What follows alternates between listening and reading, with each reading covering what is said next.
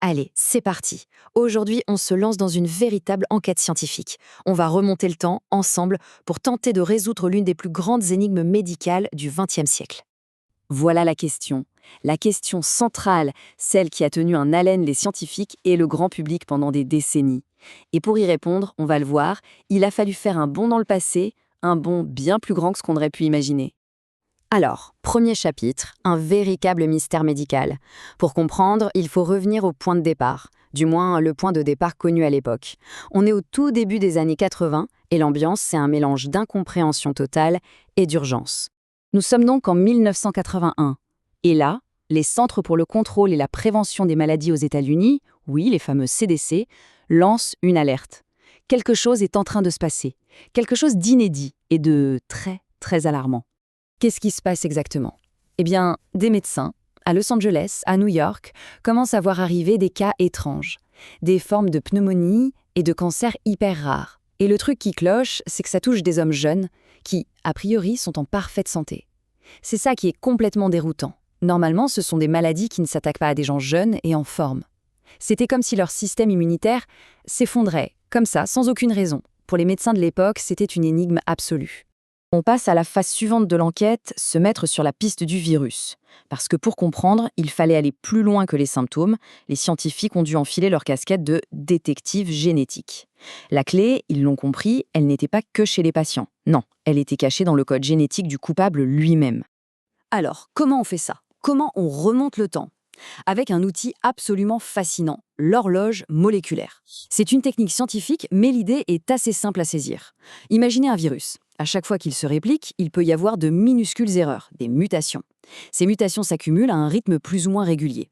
Eh bien, ces mutations, c'est un peu comme le tic-tac d'une horloge. En comptant ces tics et en analysant les différences entre les virus, les scientifiques peuvent littéralement remonter l'arbre généalogique du virus et estimer quand tout a commencé. Et grâce à ces analyses, les chercheurs ont vite compris un truc important. Il n'y a pas un VIH, mais en fait deux grands types. On a le VIH2, qu'on trouve surtout en Afrique de l'Ouest, et qui vient d'un virus présent chez les singes mangabés. Et puis on a le VIH1. Lui, il vient des chimpanzés. Et c'est lui, le VIH1, qui est à l'origine de la pandémie mondiale. Donc forcément, c'est sur lui que toute l'enquête va se concentrer. Et c'est là que l'horloge moléculaire livre son secret. Un secret absolument stupéfiant. Tout le monde pensait que le virus était apparu dans les années 70, peut-être 80, mais pas du tout. L'analyse génétique est formelle, l'ancêtre commun de la souche pandémique, eh bien, il a fait le saut du chimpanzé à l'humain bien avant, probablement autour des années 1920. Non seulement on a une date, mais la génétique nous donne aussi un lieu, un épicentre. Toutes les pistes, toutes les analyses génétiques convergent vers un seul et même endroit, une ville qui à l'époque s'appelait Léopoldville, aujourd'hui Kinshasa, en République démocratique du Congo. C'est là que tout a commencé. Ok, on a une date, les années 20. On a un lieu, Kinshasa. Maintenant, la question c'est comment?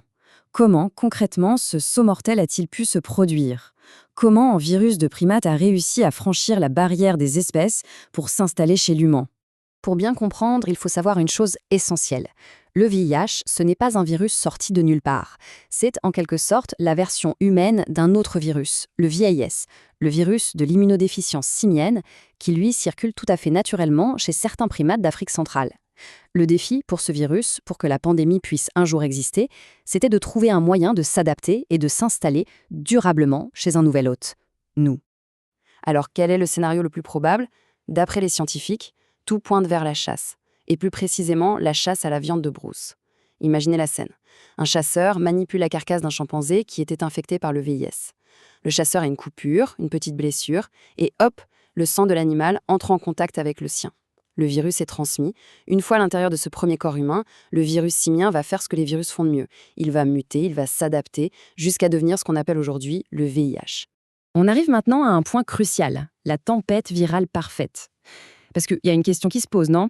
Ce genre de saut d'un animal à un humain, ça a dû arriver plein de fois dans l'histoire. Alors pourquoi cette fois-là, au début du XXe siècle, ça n'a pas juste fait pchit? Pourquoi le virus ne s'est-il pas simplement éteint après une ou deux transmissions? La réponse, c'est un alignement des planètes, un concours de circonstances historiques bien particulier. Et voilà les ingrédients de cette tempête parfaite. D'abord, l'urbanisation rapide. Kinshasa, dans les années 20, est une ville champignon de l'ère coloniale, avec une densité de population qui explose. C'est parfait pour qu'un virus se propage. Ensuite, les réseaux de transport, des nouvelles lignes de chemin de fer, des voies navigables. Tout ça permet au virus de ne plus rester local, de voyager. Troisième point, et c'est assez terrible, les pratiques médicales de l'époque. On menait des grandes campagnes de santé, mais souvent avec des aiguilles pas au mal stérilisées qui étaient réutilisées. C'était un amplificateur de transmission redoutable. Et enfin, les changements sociaux, les nouveaux réseaux de contact. Bref, tous les voyants étaient au vert pour qu'une petite étincelle devienne un incendie. Et la suite de l'histoire, c'est celle d'une propagation silencieuse, du silence à la pandémie.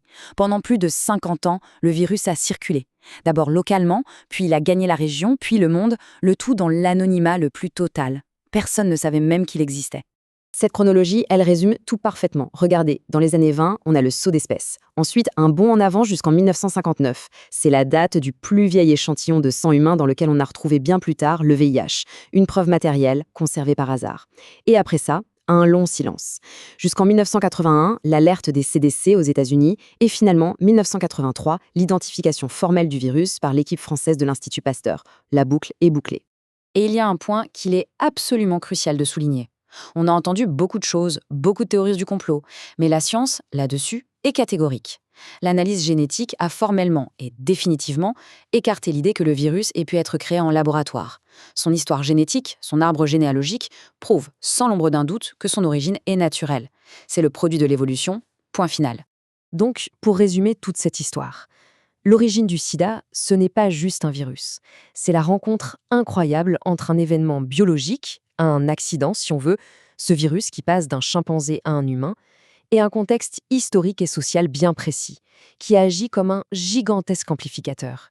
C'est cette convergence qui a transformé un événement unique en une pandémie mondiale. Et tout ça, ça nous amène à une dernière question, une question pour aujourd'hui. Comprendre comment l'urbanisation, les transports, les changements sociaux, comment tout ça a pu transformer une étincelle locale en un incendie planétaire, ça nous renvoie forcément à notre propre époque. La grande question, c'est est-ce qu'on a vraiment tiré les leçons de cette histoire ? Sommes-nous mieux armés aujourd'hui pour empêcher qu'un tel scénario ne se répète ?